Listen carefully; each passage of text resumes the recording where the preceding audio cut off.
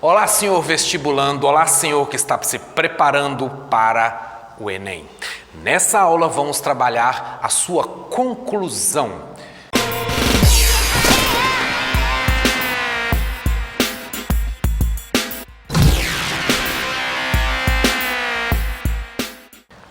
Então, sou o professor Gleison Versosa, estamos de novo aqui no SCAC para uma fantástica aula, na qual você tem que ficar aqui até o fim para entender como você vai terminar a sua redação. Assim que terminar esse vídeo, se você caiu aqui de paraquedas, volta lá e vê a aula que a gente fez sobre introdução e sobre desenvolvimento. Vou deixar um card aqui, a galerinha atrás das câmeras está me ajudando a lembrar dessas coisas. Então, voltando, galera, conclusão. Vamos pensar o seguinte. O Enem, ele é muito pretensioso, bem como todas as redações. Ele acha que você, sim, você, que não tem nem 20 anos às vezes e está aí tentando fazer um Enem, tem que resolver os problemas da humanidade. Então, o Enem quer que você dê uma solução para o problema, mesmo que seja um problema muito difícil. Então, já caiu no Enem, por exemplo, violência contra a mulher. Como resolver isso? Ninguém sabe. Já caiu lá problema de como incluir o deficiente nas escolas. Como resolver? Difícil também. Então, é possível que o Enem te cobre alguma coisa tipo como resolver o problema da fome no Brasil. Ninguém sabe como resolver isso, mas o Enem quer que você resolva. Então, é necessário que você coloque sim a resolução do problema lá. Por mais que você acredite que a resolução é difícil. Como vamos fazer isso? É o seguinte, para resolver um problema, é necessário que você aponte 4 itens, que são eles que são julgados no quesito 5 da matriz de correção do Enem. Se você não viu nossa aula sobre correção do Enem, que é uma entrevista que a gente faz sobre como funciona, clica no card aqui, quando acabar esse vídeo, não agora. Clica nesse card aqui, que lá vai estar explicando direitinho como funciona o processo. No item 5, é julgado especificamente como você vai resolver o problema.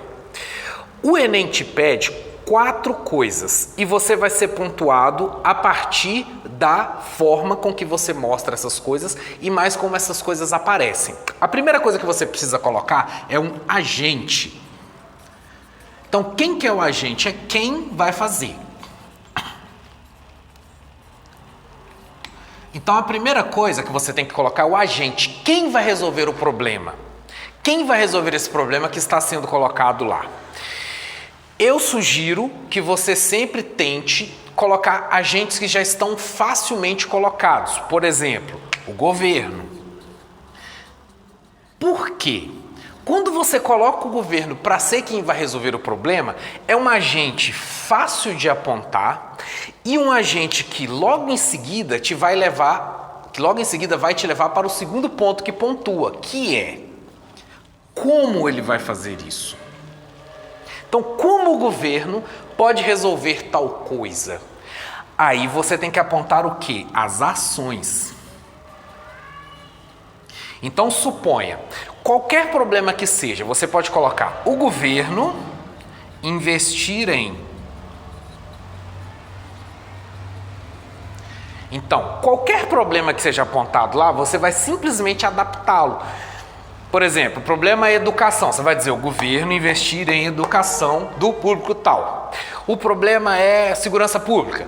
O governo investir em segurança pública tal. Então, essa é a segunda coisa que quando nós apontamos o governo já fica fácil de resolver. Terceiro item que vão te cobrar vai ser o detalhamento. O terceiro item que vão te cobrar vai ser o detalhamento dessas ações. Ou seja, como que isso vai ser feito? Então, o governo, por exemplo, vai investir na educação, mas como? Aí você tem que colocar palestras nas escolas, por exemplo. Aí você que vem que coloca, por exemplo, palestra nas escolas. Palestras nas escolas, programa de bolsa de incentivo para os melhores alunos, blá, blá, blá. Mas observe como é que as coisas estão interligadas. No seu último parágrafo lá, que vai ser a sua conclusão, onde você vai ter que colocar a resolução do seu problema, Você vai ter que apontar o agente fácil e recomendável, o governo. Logo em seguida, você vai dizer as ações que esse agente vai fazer, no caso do governo, investir em qualquer coisa. O detalhamento, como que isso vai ser feito, e aí vem o final, a cereja do bolo. Aí você tem que colocar a consequência disso.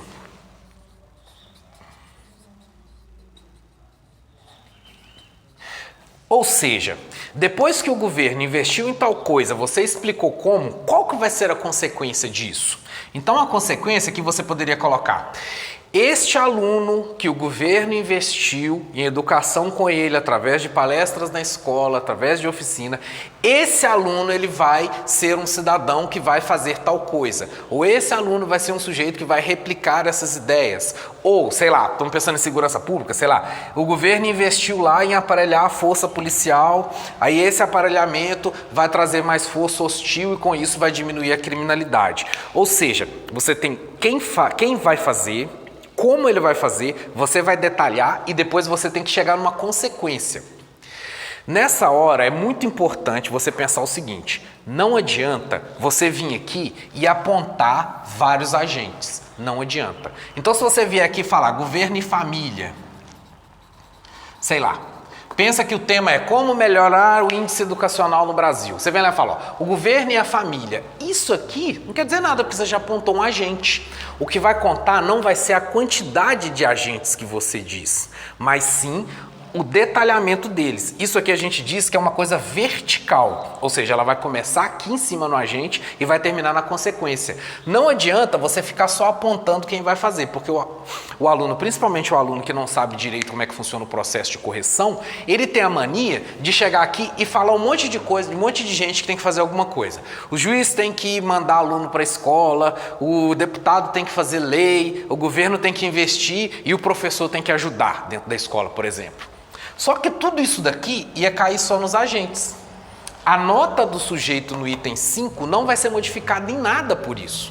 A nota só vai ser modificada se a redação, se a sua conclusão lá no item 5 tiver essa progressão da qual você parte de quem vai fazer, como vai fazer, detalha e dá a consequência. Outra coisa importante, lembra na aula anterior, card ali, que nós falamos sobre os 3 parágrafos que você vai usar, sendo introdução, desenvolvimento, conclusão. Como nós estamos agora aqui na conclusão, lembre-se que nós falamos o seguinte também. A primeira palavra que você coloca no seu parágrafo, ele tem que ser referente à última que você colocou lá. No caso da conclusão, você pode colocar um portanto, que o portanto é clássico, né? Portanto, vírgula, não se esqueça da vírgula, portanto, vírgula, cabe ao governo investir em educação, com palestras nas escolas sobre o tema, sei lá, bullying, para que o aluno pare de fazer bullying com quem, sei lá, é mais fraco na escola, etc. Então, assim, você já começa o seu texto você já começa aqui o seu terceiro parágrafo com uma palavra conclusiva, o que vai te dar nota no item 4, e ela já vai estar sendo relacionada à que veio aqui em cima. Então, observe, por mais que você às vezes pode ficar assustado com 30 linhas, essas 30 linhas é muito fácil de serem preenchidas, desde que você saiba fazer dessa forma correta. Ok, pessoal? Vamos ainda aprofundar um pouco nesse item, bem como em todos os outros que falamos, mas por enquanto você já vai começando a criar na sua cabeça e tendo uma ideia de como isso funciona, ok? Gostou da aula? Deixe o seu like, não gostou? Deixe o seu dislike, deixe pra gente um comentário aqui embaixo de como resolver problemas que a humanidade até hoje não conseguiu resolver. Tchau, até a próxima!